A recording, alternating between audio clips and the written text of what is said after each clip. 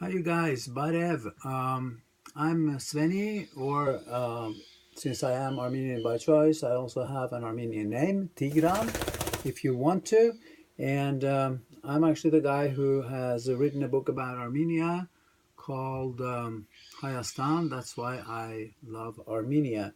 And a lot of people around the world who are my friends on Facebook and who actually follow my website, svennie.no, have asked me to do a short presentation of the book and the project in English so that they can understand what this is all about and what I've been doing the last 4 or 5 months, actually the last 40 to 50 years. But now, finally, my book materialized. I wasn't even planning on doing this until this fall when I went to Armenia with a group of 24 Norwegian tourists, and we had a fantastic time there. Actually, the reception that we got from the Armenians was unbelievable, and also from the local tour guide, Ripsime Badalyan. What actually happened was that we spent 9 days in Armenia traveling around, learning about the genocide, about the Armenian history, about Armenia today, and about the food and the wine and the beer and the brandy and everything. And so next year I'm taking another group, and actually 14 out of 24 have reassigned and they want to go to Armenia again. And according to the traveler's agent, that never happened before for any destination, that they actually, the same people go back the next year with the same guide. So I'm pretty happy about that. And anyway, when I was there, I fell even more in love with Armenia than I was before. This actually started when I was a kid, about 13, when my father gave me the book by Franz Werfel, 40 Days of Musadag, and I read it. And actually, that led to a lot more reading about the genocide, about the denial of the genocide, and about Armenia, about the Armenians, about the Spurk, about everything Armenian. And so, when finally the Republic of Armenia materialized in the early 1990s, I started going to lectures around the world, trying to figure out all the facts about the genocide, all the facts about the denial of the genocide, and about Armenia. And well, actually, not kind of to brag about myself, but I've turned into some kind of a genocide expert here, because I went to like Amsterdam, to Leiden in the Netherlands, to New York, to everywhere where there were lectures about the Armenian genocide, and I read a lot of books about it. Also, I read the books of the genocide denialists, which there are about 8 left in the world, in addition to Turkey and Azerbaijan, of course. But that's not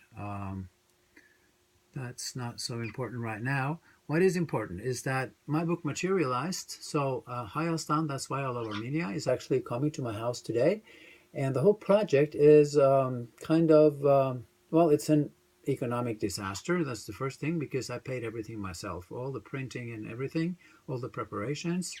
And I wanted to make a very good quality book, actually, with hardcover, 350 pages, nice paper, um, photos, color photos, maps, and everything.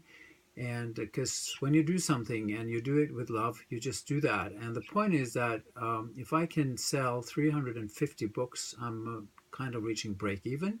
And I printed 500, so I'm trying to sell 500 in Norway. The whole amount of money that I make, including what I paid already, is going to Armenia, because my plan is to get it translated into Armenian. And I actually got 10, 12 people now working on that, 12 Armenians living in Norway, 12 Spurks actually. And after that, I want to go to Yerevan and get a printing company to print it in Armenian. But that means I need somebody in Armenia who can, oh my God, I just sold the book. Well, anyway, I need a printing company in Armenia who can actually, which can print it. And I'll have to look for that. And by the way, if anybody knows somebody who can translate the book into English, who has English as their mother tongue, I would highly appreciate to get in contact with that person.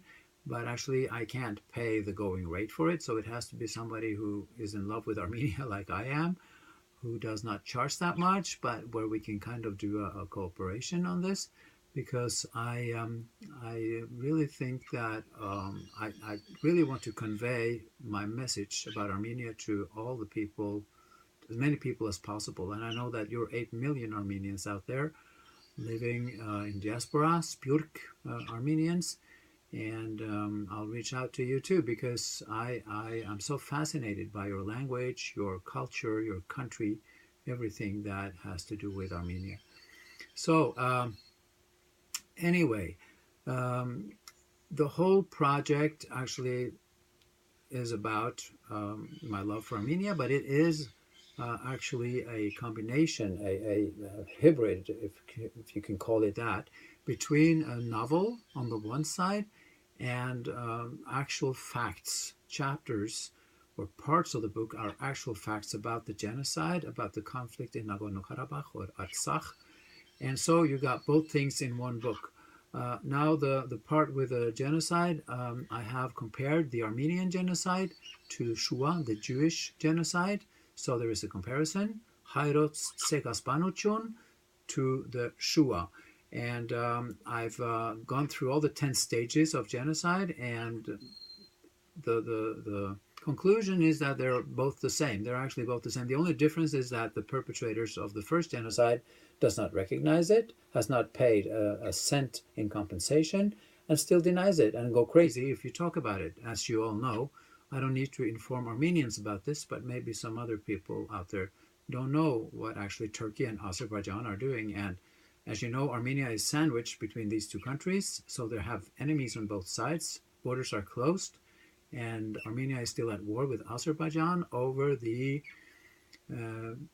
Armenian populated area of Nagorno-Karabakh or Artsakh, and everybody knows what's going to happen if Azerbaijan gets Nagorno-Karabakh. There will be a second genocide.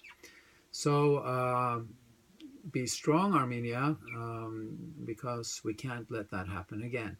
Anyway, so I have written about my trip in Armenia. The whole thing actually starts out with a Turkish friend. You won't believe it, but I've exchanged some blood with a Turk when I was little. He's called Ergin, and he lived in my home city, and we were best friends for a long time. Then he moved back to Istanbul, and I met him 30 years later in Istanbul, and it was like seeing your own brother again, because we recognized each other right away. And we had 4 days in Istanbul, just driving around on a motorcycle, until we got to the monument of Talat Pasha, his grave, in the Freedom Park of Istanbul, and where I was shocked to see Talat Pasha there.